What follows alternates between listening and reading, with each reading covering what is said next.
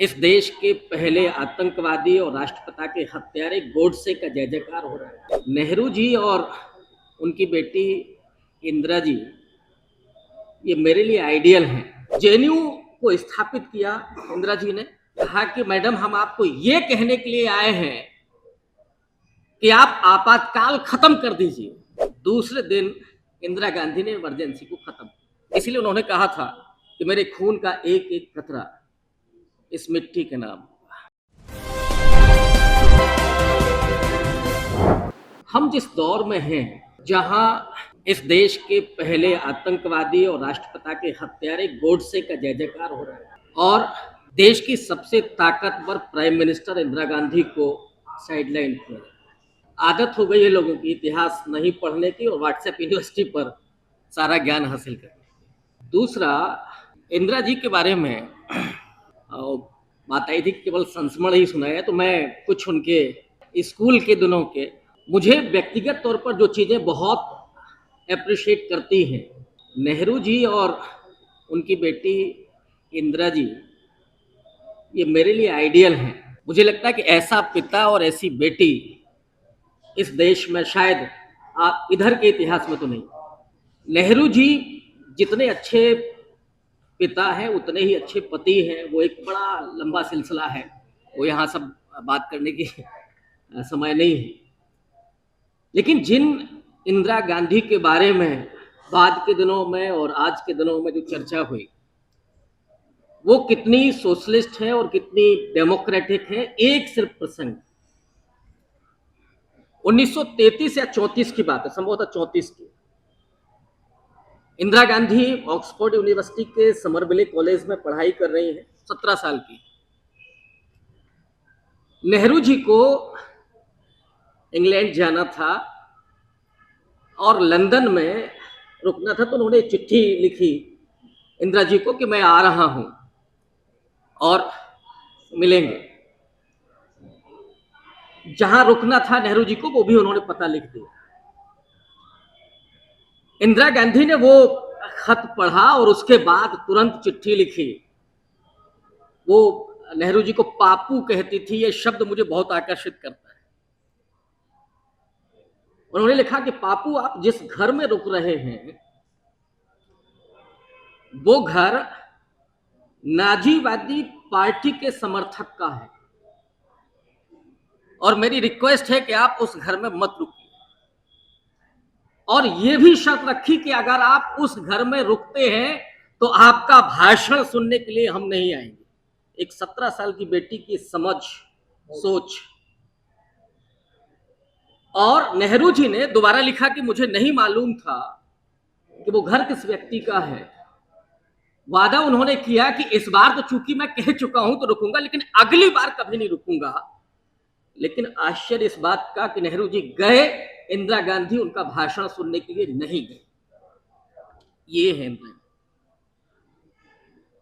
एक दूसरा संस्मरण जो मेरे अपने विश्वविद्यालय से जुड़ा है, और ऐसे ढेरों हैं, मैं जानता हूं कि कितनी बात कर पाऊंगा। जिस आपातकाल का जिक्र बार बार होता है, आपातकाल पूर्ण रूप से संवैधानिक अनुच्छेद के तहत लागू किया गया।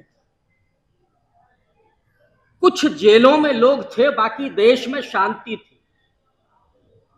आज जेलों में कुछ हैं, लेकिन पूरा देश त्राहिमाम कर रहा है, चारों तरफ खौफ का मंजर है। इतना भय क्या आपातकाल में था? और बाकायदा संविधान के प्रावधान के तहत किया गया था। और ये जोखिम लेते हुए, क्या मालूम नहीं होगा उन्हें कि हम आपातकाल लगाने जा रहे हैं? इतिहास में हमें कैसे दर्ज किया जाएगा? क्या मजबूरियां रही होंगी? इस पर हम लोग सागरिका घोष को पढ़ सकते हैं, और भी कई राइटर्स जिनको मैंने पढ़ रखा है। और मैं इसीलिए कभी एक किताब नहीं पढ़ता, कई किताबों को कंसल्ट करता हूं। और आज मैं बिल्कुल नहीं पढ़ के आया क्योंकि मैंने कल ही पूछ लिया था कि 2 मिनट का वक्त होगा तो, लेकिन वो चीजें याद आ रही। एक और संस्मरण, और ये उन किताब में नहीं है जिसमें मैंने, जेएनयू को स्थापित किया इंदिरा जी ने। हालांकि वो नेहरू जी के समय का ही एक प्रोजेक्ट था।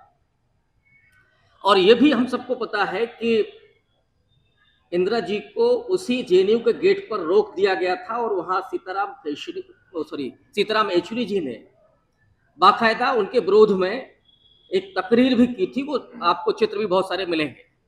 ये डेमोक्रेटिक होना और हंसते हुए सुनना और वापस चले आना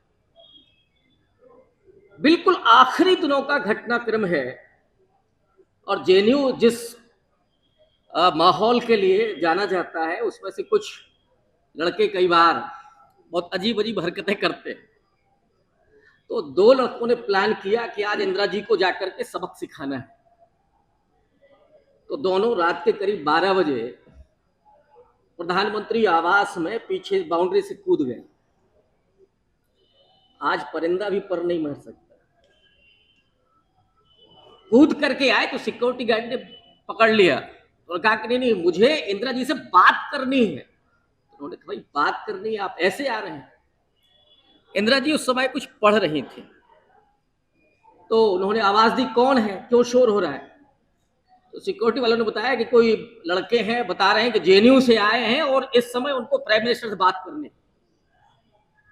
इंदिरा जी ने कहा कि अच्छा, हम आ रहे हैं। वो बाहर निकल करके आए। तो उन्होंने कहा कि बैठिए। तो बैठ के गुस्से में थे। कहा बताइए।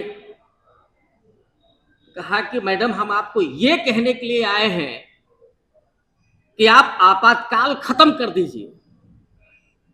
उन्होंने कहा कि ये बात तुम सामने दरवाजे से भी आके कह सकते थे या दिन में आकर के कह सकते थे। उन्होंने कहा कि नहीं, इसी समय हम लोगों में मंत्रणा हुई कि नहीं जाकर के बोलना है।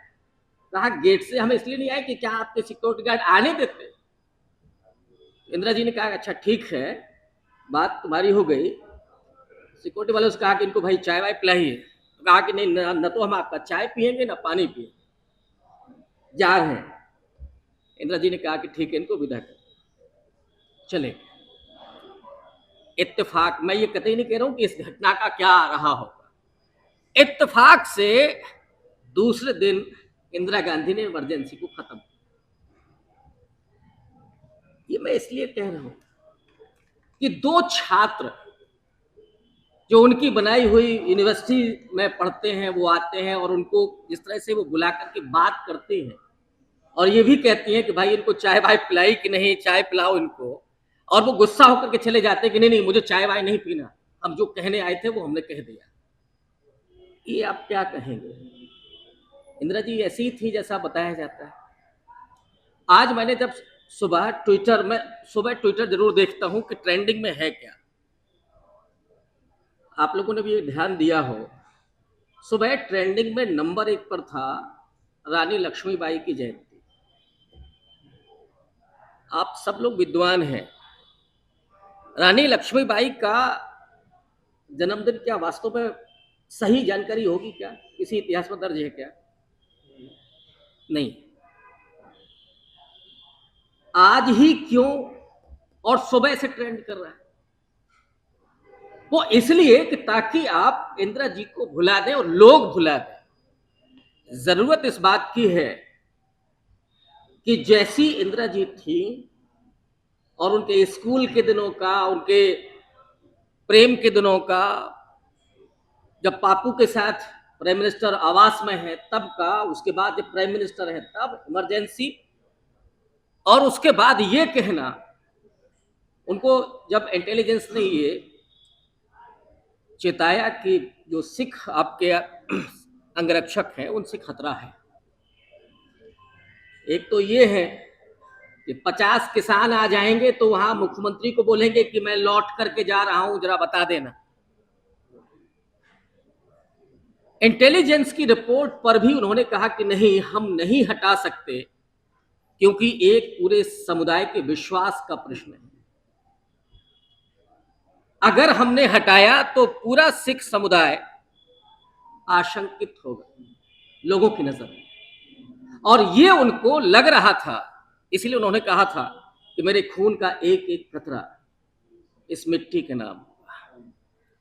जिस तरह से नेहरू जी ने, उनके बापू ने इस देश की मिट्टी में, खेतों में, नदियों में अपने शरीर को प्रवाहित करने के लिए कहा था और किया भी।